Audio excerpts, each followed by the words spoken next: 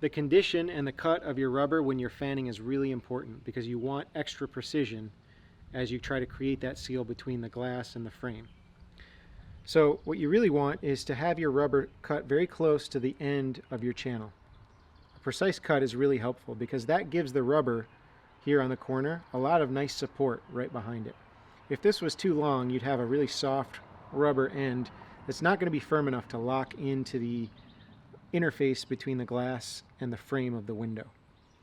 Now, your channel might look different than this, but the principle remains the same. Try to keep your rubber cut to about the same end length as your channel.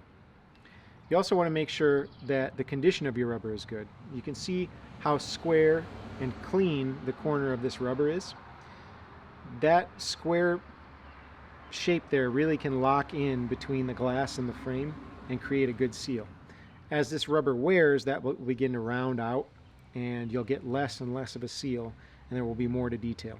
So pay attention to the condition, especially of the corners of your squeegee. When these get rounded out, it's time to replace it.